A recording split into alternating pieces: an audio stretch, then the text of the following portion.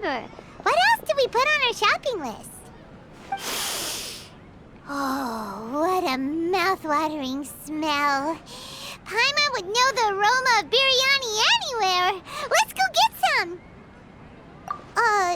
We can still add it to the list. Well, if it isn't the Traveler and Paimon. Wasn't expecting to see you here. Hello there. Oh, it's been quite a while. Huh. So you two are still hanging out together. Dia, didn't you say last time that you were gonna head back to the desert? I said I was going to resign from being her bodyguard, not that our friendship was over. We're still the best of friends. The Homayanis also still post jobs from time to time. Their pay is always generous, so me and the other mercs never pass them up. I told Dia to just stay at our place when she took one of those jobs a few days ago. My parents were delighted. They even said that it always felt like we were missing someone whenever Dia wasn't around. That sounds like something they would say, all right. They're always so welcoming. Anyway, the job is already taken care of, so I was gonna head back to the brigade as soon as I finished a little shopping. But the master kept insisting, and I ended up staying for another day. You can stay for as many days as you want, Dia. Father hasn't even gotten around to treating you to his best dishes yet. You know I'm not the kind of person to stay put in one place like that, my lady. Don't worry, though. There'll always be next time. But she said they'll treat you to the best dishes! I can't believe you can still refuse that! But wait, didn't you say last time that you would take me on a trip to the desert? Why don't you just take me with you today, when you leave? There are so many places I still haven't visited yet. I'm sorry, my lady, but no can do. There's still a few things I need to take care of back at the brigade. Besides, the desert hasn't exactly been the most peaceful place lately. Oh, come on. Not this again. That's also what you said last time and the time before that. I know, I'm sorry. Just give me some more time, and I promise I'll plan the best trip ever for you. All right, fine. To be perfectly honest, it's not that I wanted to go, it's more like I feel like something is off about you lately. Ever since you first set foot on the estate a few days ago, you've been acting anxious and even paranoid. Have you been delaying our trip because you've run into some kind of trouble? Nah, are you kidding? You're worrying too much. Would you swear on that? Friends shouldn't lie to each other, you know. I wouldn't pry any further if you're willing to swear on what you just said. But if something really is bothering you, then just tell me. You know I'll help you however I can. Oh, looks like Dunyarzad was onto something. You're too perceptive, my lady. Seems I can't hide anything from you. I just thought that nothing good could come out of telling you about the messy happenings of mercenaries. Knowing too much only leads to more trouble. Mercenary life is a dog-eat-dog world where Mora reigns supreme. Everything operates on a completely different set of rules. That doesn't change anything about what I just said, though. We're still friends, and I can only support you if I understand what's bothering you. My lady, you're not gonna stop until you drag it out of me, are ya? All right, I'll share what I know. Let's go somewhere else first. This isn't exactly the best place for a discussion. Okay, let's talk here. Just try not to draw any extra attention. As you may already know, the Eremites have both a lot of mercenaries and a complex organizational structure. Many mercs are no different than me, just going around looking for jobs to earn some mora. My brigade is called the Blazing Beasts. We're not a large group, but every member is loyal and brave. However, not all Eremite brigades are like mine. Some are willing to cross all kinds of lines for the sake of mora. The most notorious is a faction known as Deshret's Relics. Deshret's Relics? Judging from the name, they must really look up to... Yep, you got it. I've heard that you've already crossed paths with Ain al-Akmar. They're one of the groups under the Relic's banner. Oh, you mean the group that tried to sell us the Divine Knowledge Capsule? Yeah, they weren't friendly at all. Deshret's Relics is composed of many smaller brigades like Ain al-Ahmar. The Relic's headquarters issues orders to all brigades under his control. On any other day, I would want nothing to do with them. Unfortunately, though, the brigade that's stirring up trouble now is none other than Dakan al-Ahmar. Dakan? I think it means beard or something. Believe me, it's a really stupid name.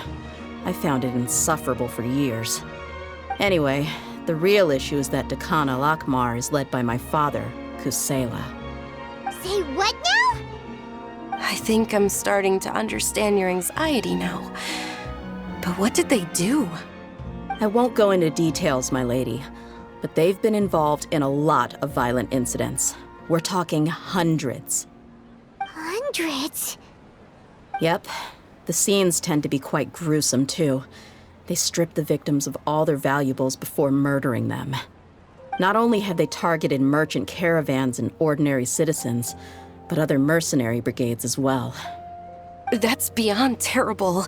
They won't even spare their own kind. I don't know how Deshret's Relic sees it. All I do know is that Dakan al-Ahmar has become more and more aggressive over the last few years. If I don't do something about them, then even my brigade or the people of Aru village could become their next target. I just wish I knew what's driven him to do this. Yeah. How can your father do such terrible things? I don't know. People change. He's always been pretty pathetic. But at least in the past, there were still a few lines that he wouldn't cross. That's setting the bar pretty low. I mean, if he was even remotely decent, then why would I have to leave the brigade and cut all ties with him? He was loud and foolish, with no real sense of purpose. Instead of doing anything useful, he spent most of his time drinking and chasing after women. Of course, the other brigade members were just like him. Their ruckus would go on night after night. Sounds like a nightmare. What about your mother? Did she ever step in to stop them? Unfortunately, I never knew my mother. I'm sorry, Dia. I didn't know. It's all right, my lady. That's pretty common in mercenary circles. Didn't I mention that my father was chasing after women? I was the result of one of those encounters with some random person.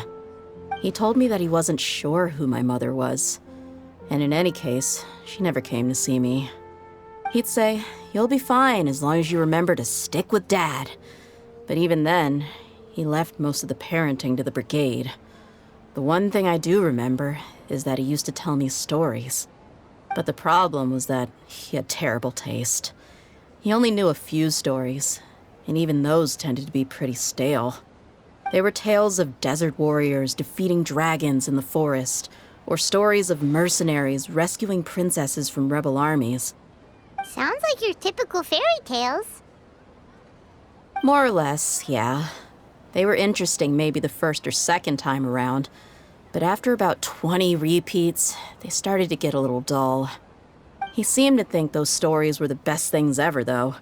He was so into them that he'd call the whole brigade over and make them perform the whole thing as a play. Even the toys he gave me would all be story props. I'd get helmets, shields, and toy swords. It was only much later when I realized that the shows were more for him than they ever were for me.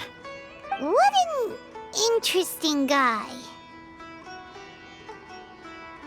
Yeah, I've always found him pretty childish. But that was something I could just shrug off. I had no reason to despise him. Until I grew up and learned the true face of Deshret's Relics for myself. Looting, blackmail, violence, and fraud. They not only accepted such heinous acts, they would even openly boast about them. No one in the brigade was any kind of hero. Instead, my father and his cronies were more like the bad guys that needed to be taken down. Did they really think that as long as they didn't do any of that stuff right in front of me, I would never know? I think I can understand your feelings. The difference between perception and reality must have hit hard. Yeah, but don't worry, my lady. It's all water under the bridge to me now. I had a huge argument with my father and left that place behind for good. I'm not investigating them due to any bitter feelings I still have towards my father. I just want to protect those that are close to me. Yeah, I told the boys to gather as much information as they could. Most of the reports concern violent incidents, but there's also some talk of smuggling. I see.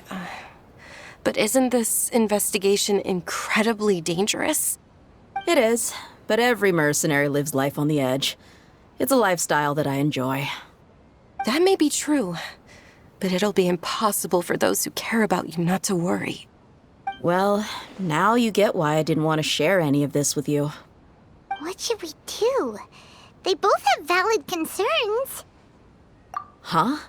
But there's no need for you to get caught up in this mess, too. Well, she's super tough, so if she went into the desert with you, then Paimon bets the problem will be solved in no time. I'm inclined to agree. I'd feel a lot more at ease if you took her along to help. I'll wait for news from you in the city until then. Please, stay safe.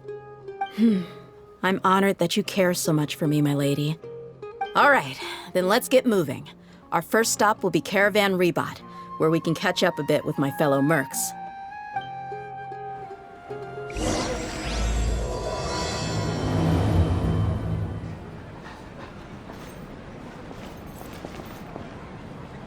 Studying might be able to see me perform again.